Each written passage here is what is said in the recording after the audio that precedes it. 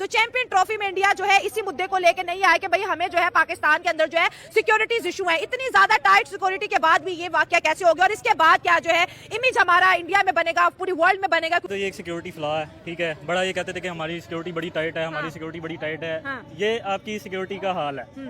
और एक ऐसी तंजीम जो कलअदम जिसे करार दिया गया, ठीक है, एक ऐसी तंजीम जो किसी के ऊपर भी ब्लेस्मी का केस लगा के उनकी गर्दनें उतारने पे आ जाते हैं। अभी इस तरह की तंजीम और इस तरह के बंदे इस तरह के पोस्टर लेके स्टेडियम के अंदर आ रहे हैं। ये आपकी पोस्टर आया कैसे, चेकिंग कहाँ थी? यही तो बात है ना। और एक कलअदम तंजीम, उसके बंदे आप इस खुलेआम फिर रहे हैं, एक दहशतगर्द तंजीम के बंदे खुलेआम छुटे हुए हैं। ये आपकी सिक्योरिटी का हाल है।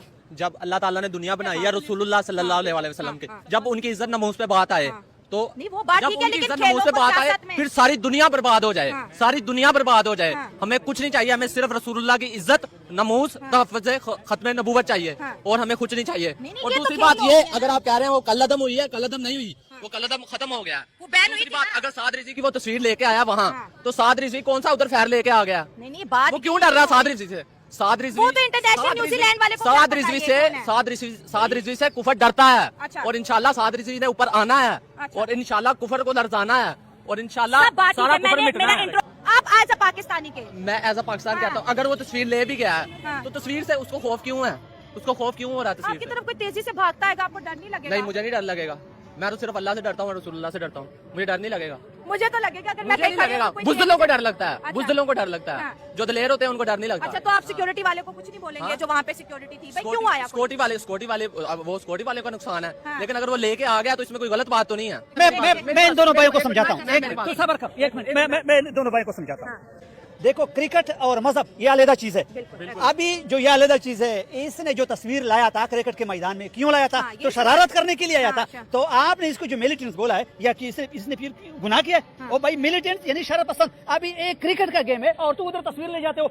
अभी इसके लिए जो इसको बंदा को पकड़े और पकड़ा, अभी इसके लिए एक जुडिशल कमेटी बनाया जाए, फिर ये मैदान पे आएगा कि भाई मुझे फलाने बताया था, फलाने बताया, फलाने बताया। दोस्तों, जैसे जैसे पाकिस्तान के अंदर चैंपियंस ट्रॉफी जो है, लेकिन अब टेरर थ्रेट्स की बात होना शुरू होगी कि जनाब किडनैपिंग हो सकती है। इंडियन टीम तो दुबई में है, तो बाकी जो वेस्टर्न टीम्स हैं वो भी यहाँ पाकिस्तान से उठें और सीधा दुबई पहुंच जाए। इस चीज की अब टारगेट जो है वो पाकिस्तान के अंदर इंडियन मीडिया ने अलर्ट करना शुरू कर दिया है वेस्टर्न टीम्स को कि भाई पाकिस्तान से निकल जाओ। अब देखें, ये चीज को थोड़ा सा आपको समझना होगा। पाकिस्तान क्या कहता है? पाकिस्तान कहता है जी हम तो प्रेसिडेंशियल सिक्योरिटी दे रहे हैं, हाईएस्ट वो जिसे कहते हैं ना सिक्योरिटी प्रोटोकॉल्स अडॉप्ट किए जा रहे हैं।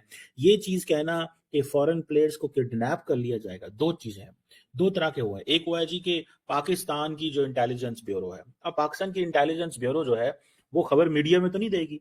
इंडियन मीडिया में ये खबर कैसे चली गई? पाकिस्तान का जो इंटेलिजेंस ब्यूरो है उन्होंने रिपोर्टेडली हाई अलर्ट जारी किया है कि there is a plot and the plot is first कि दहशतगर्दी का हमला हो सकता है, दूसरा जो फॉरेन गेस्ट है उनको किडनैप किया जा सकता है। इनको इस चीज का अंदाजा ही नहीं है कि कितने हाई लेवल की सिक्योरिटी है पाकिस्तान के अंदर। लेकिन ये एक बात बताऊं, कि किसी का कोई कसूर नहीं है, ये हमारा अपना कसूर है कि इंडिया इस चीज को अंडरस्टैंड करते हुए कि ये मुल्क मैच तो हार गया है, कौम का मोराल पहले ही डाउन है, टीम इस काबिल नहीं है कि वो जो है वो ये कह सके कि जनाब हम तो डिलीवरी नहीं कुछ कर सके। तो उन्होंने कहा करें क्या फिर? उन्होंने कहा फिर ऐसे करते हैं कि बाहर वाली जो टीमें हैं उनको थोड़ा सा डरा देते हैं। डराते किस तरह? क्योंकि बाहर वाले तो पहले ही डरे होते हैं। मुझे तो दुख होता है ये जान के और देख के, मुझे यकीन करके माने दुख होता है कि ये हमारी कमजोरी है जिसका फायदा उठाया गया है। उन्होंने पहले ही हमें इतना मजबूर कर दिया, बेबस कर दिया, लाचार कर दिया कि अब हमारे पास कोई किसी किस्म की कोई चॉइस जो है वो रह ही नहीं गई। कौन सा ऐसा मुल्क होगा? ये सिर्फ और सिर्फ पाकिस्तान के लिए होता है, ये दुनिया में और कहीं भी नहीं होता। मैं आपको बात बताऊं, कहीं भी नहीं ऐसा होगा।